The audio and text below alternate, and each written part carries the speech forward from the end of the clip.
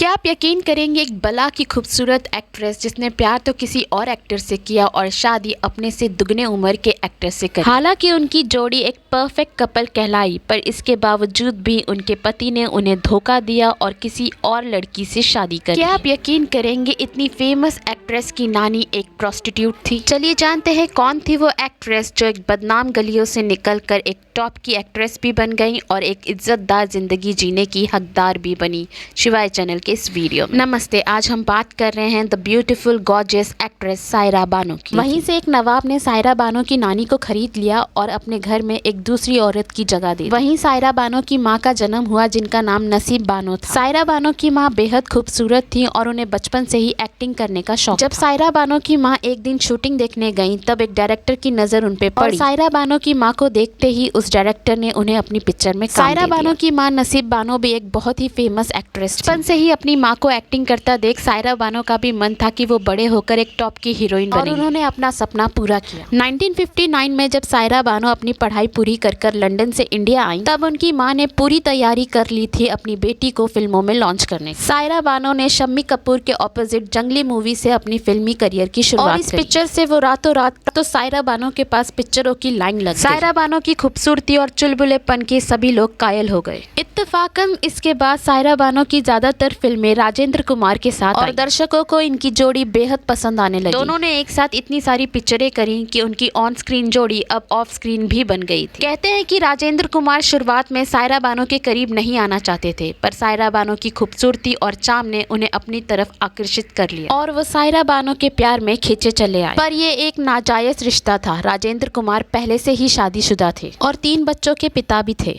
कहा जाता है राजेंद्र कुमार की बीबी शुभी एक शांत स्वभाव की घरेलू महिला थी। सायरा बानो और राजेंद्र कुमार की प्यार की दीवानगी इतनी बढ़ गई कि सायरा बानो हर हाल में राजेंद्र कुमार से शादी करना चाहती थी। पर यह बात जब राजेंद्र कुमार की बीवी तक पहुंची तो उनके घर में झगड़े होने शुरू हो गए और इसी वजह से राजेंद्र कुमार ने सायरा बानो से कुछ दिनों तक दूरी बनाने की कोशिश की। पर खबर आई कि सायरा बानो का नर्वस ब्रेकडाउन होने की हालत बन गई। सायरा बानो बहुत ही बीमार हो गई थी और इसीलिए राजेंद्र कुमार ने फिर से अपनी प्रेमिका का साथ दिया और अब दोनों शादी करने की प्लानिंग करने लगे। एक तरफ राजेंद्र कुमार की पत्नी तो इस रिश्ते से परेशान थी ही, दूसरी तरफ सायरा बानो की माताजी भी इस रिश्ते से काफी नाराज थी। इसकी 2 वजह थी। एक तो राजेंद्र कुमार हिंदू थे और ऊपर से 3 बच्चों के पिता भी थे। कहा जाता है कि सायरा बानो की मां नसीब बानो ने दिलीप कुमार से मदद की गुहार मांगी चाहती थी कि दिलीप कुमार सायरा बानो को समझाएं। वो जानती थी कि दिलीप कुमार के समझाने से सायरा जरूर मान जाएंगी, क्योंकि सायरा बानो बचपन से ही दिलीप कुमार की बहुत बड़ी फैन थी। 12 साल की थी जब वो कहा करती थी कि वो दिलीप कुमार से ही शादी करेंगी। पर दिलीप कुमार सायरा बानो को कुछ समझा पाते उससे पहले ही सायरा बानो का बर्थडे आ गया था। 23 अगस्त 1996 को सायरा बानो का बर्थडे था। उस दिन सायरा बानो के घर पे एक शानदार पार्टी दी गई थी। इस पार्टी में दिलीप कुमार को भी इनविटेशन गया था, पर दिलीप कुमार नहीं आ पाए थे। जन्मदिन के दिन सायरा बानो को उम्मीद थी कि राजेंद्र कुमार एक बहुत ही स्पेशल गिफ्ट उन्हें देंगे। उन्हें उम्मीद थी कि राजेंद्र कुमार अपनी बीवी को तलाक दे देंगे और उनसे शादी करने का ये गिफ्ट उन्हें आज बर्थडे के दिन देंगे। पर हुआ इसका उल्टा ही। राजेंद्र कुमार उस पार्टी में अपनी पत्नी के साथ पहुंचे। सायरा बानो ने जब राजेंद्र कुमार को अपनी पत्नी के साथ देखा तो वो आग बबूला हो गई।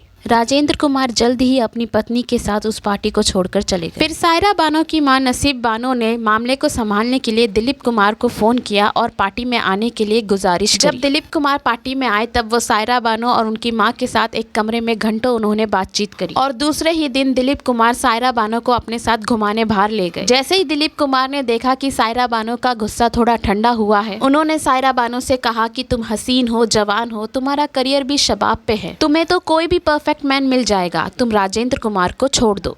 तब सायरा बानो ने उन्हें जवाब दिया, क्या आप बनेंगे मेरे परफेक्ट मैन? क्या आप करेंगे मुझसे शादी?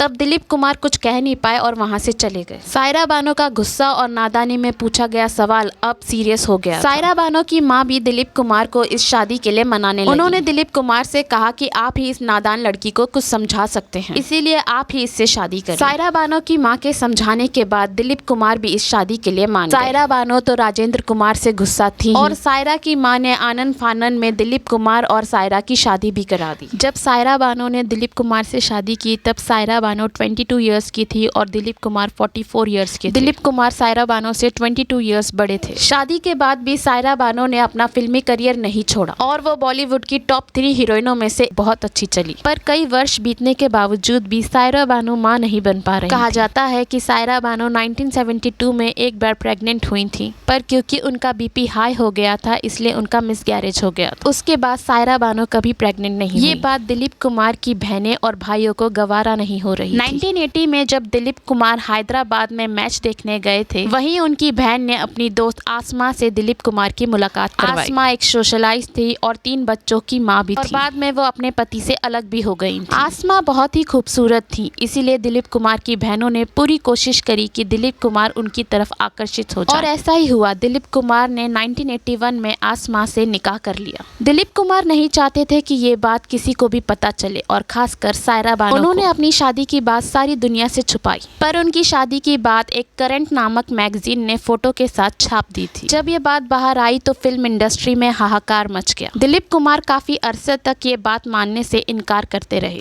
वो 80 का दशक था जब दिलीप कुमार अपना घर छोड़कर आसमा के साथ ही रहने चले गए थे। कहते हैं तब सायरा बानो ने एक पल नहीं लगाया था दिलीप कुमार को अपनी जिंदगी से बाहर निकालने में। उन्होंने दिलीप कुमार से कह दिया था कि वो किसी भी तरह के कॉम्प्रोमाइज की उम्मीद उनसे ना रखें। फिल्म इंडस्ट्री और दिलीप कुमार के दोस्तों का दबाव दिलीप कुमार पे बढ़ने लगा था। अपनी छवि खराब होते देख दिलीप कुमार ने शादी के 1.5 साल बाद ही आसमा को तलाक दे दिया और सायरा बानो के पास वापस आ गए। सायरा बानो ने भी उन्हें अपना लिया था। बहुत सालों बाद जब दिलीप कुमार ने अपनी आत्मकथा लिखी, तब उन्होंने अपनी दूसरी शादी को सबसे बड़ी गलती बताया। सायरा बानो भी दिलीप कुमार को माफ कर चुकी थी और दिलीप कुमार भी अपनी गलती पे बहुत शर्मिंदा थे। सायरा बानो दिलीप कुमार के साथ हमसाया की तरह हमेशा बनी रही, पर 7 जुलाई 2021 को दिलीप कुमार एक लंबी बीमारी के चलते इस दुनिया को छोड़कर चले गए थे और अब सायरा बानो दिलीप कुमार की यादों के साथ जिंदा हैं। सायरा बानो एक परफेक्ट वाइफ की मिसाल बन चुकी थी। उन्होंने दिलीप कुमार के हर खुशी हर मुसीबत में हमेशा साथ दिया। ये थी बॉलीवुड की एक परफेक्ट लव स्टोरी। आज के लिए इतना ही, फिर मिलते हैं शिवाय चैनल के दूसरे वीडियो में। वीडियो पसंद आए तो इसे लाइक, सब्सक्राइब और कमेंट करना ना भूलिएगा।